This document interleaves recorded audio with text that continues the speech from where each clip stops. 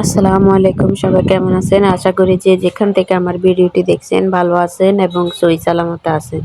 তো আমিও আপনাদের দোয়া ভালো আছি এবং সহি সালামতে আছি। তো এখানে আমি আম কাটছিলাম। এখানে ২ বাড়ির আম।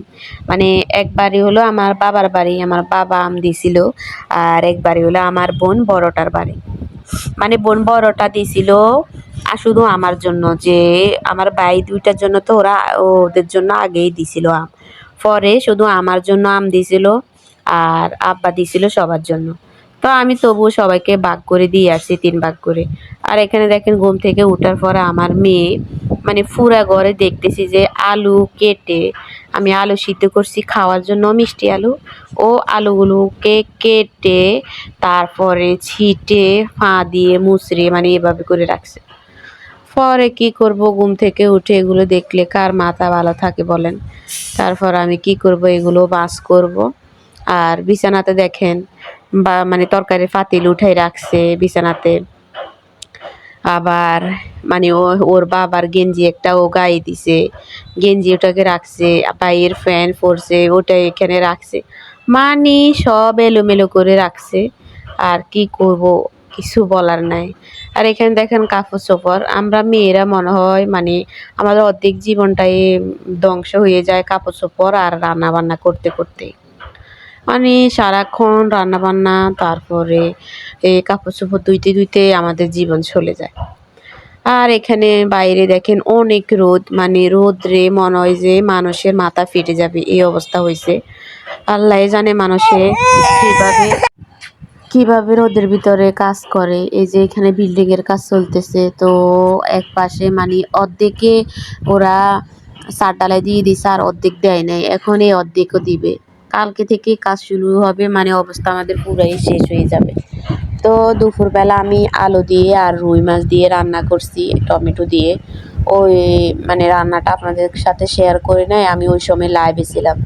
তো লাইভে থাকার কারণে ভিডিওটা আর আপনাদের সাথে শেয়ার করতে পারি না। এখানে নারিকেলগুলো আমার আব্বা মানে রোজাতে ফাটাইছিল এই ২টা নারিকেল। তো ফাটাইবার পরে মানে নারিকেলগুলা খাওয়া হয় নাই, ওই যে আপনাদের ভাইয়ের জন্য ডাব দিছিল আর ডাবের সাথে নারিকেলগুলো দিছিল, ২টা নারিকেল দিছে। তো পরে কি করব, মানে থেকে গেছে আর কি। এখন আপনাদের ভাইয়াকে বলতেছি ভেঙে দেন, আমি কুড়াইয়ে তারপরে ফ্রিজে রেখে দেব। আর এখানে দুধ নিছি আমি কেক দিয়ে খাওয়ার জন্য। আর রাত্রে কি করব, রাত্রে আবার তো কিছু না রান্না করলে আপনাদের ভাইয়া বলবে যে এগুলা দিয়ে ভাত খাবে না। তো পরে আমাদের দোকানের যে ওই যে মুরগির পা, তারপরে গিলা কলিজা আর টোড়া, এগুলা তো মানে ফাস্টফুডের সাথে দেয় না। তো এগুলো নিয়ে আসছিলাম, তা আমি এগুলা রান্না করতেছি। আসলে রান্নাটা আমার ভাবিরাও রান্না করছে।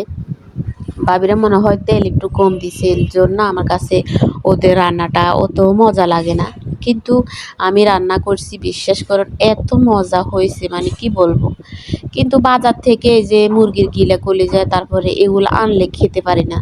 এগুলা আমি একদিন আনছিলাম, আমার মানে মনে হয় যে জীবন যায় যায় অবস্থা, খেতে পারি না।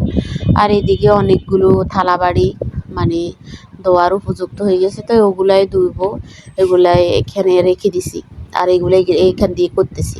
আবার ওটার ভিতরে আপনাদের সাথে আমি শেয়ার করছিলাম যে আমের আচারগুলো, ওটা রেসিপিটা আপনাদের সাথে শেয়ার করছি। তো আমের আচারগুলো করছি মানে মুরগিটা রান্না করার আগে। তো মানে সব দিকে মিলাই এত গরমের ভিতরে একদিকে রান্না করতেছি, একদিকে আচার দিতেছি, আবার একদিকে ধোয়া ফালা সব কিছু, মানে আমি মনে হয় যে পাগল হয়ে যাব, এমন অবস্থা হয়ে গেছে আমার, খুবই বাজে অবস্থা হয়ে গেছে। মানে কি করব কোনো কিছুই বুঝে উঠতে পারতেছি না, এত কাজ এত, মানে আরও রুমের ভিতরে আমি একলা না, আমার মেয়ে সারাক্ষণ আমাকে মানে পাগল করে রাখে।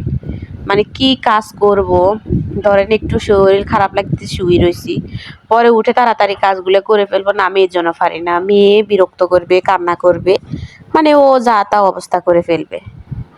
তো মানে আচারটা আপনাদের সাথে তো রেসিপিটা শেয়ার করছি, কিন্তু এখন দেখাইতেছি আর কি যে রান্নাটা ও কালকে করছিলাম এগুলো। পরে আচারটা আপনাদের ভাইয়া খাওয়ার পরে বলতেছি যে অনেক মজা হয়েছে আচারটা, খুব মজা হয়েছে। আমি বলতেছি মনে হয় যে চিনি একটু কম হয়েছে, ও বলছে না চিনি যদি আর একটু দাও তাহলে মানে মিষ্টি হয়ে যাবে, তখন টক টক যে কোনো আচার মানে একটু টক টক খাইতে ভালো লাগে, কারণ টক জিনিস টক খাইতে ভালো লাগে।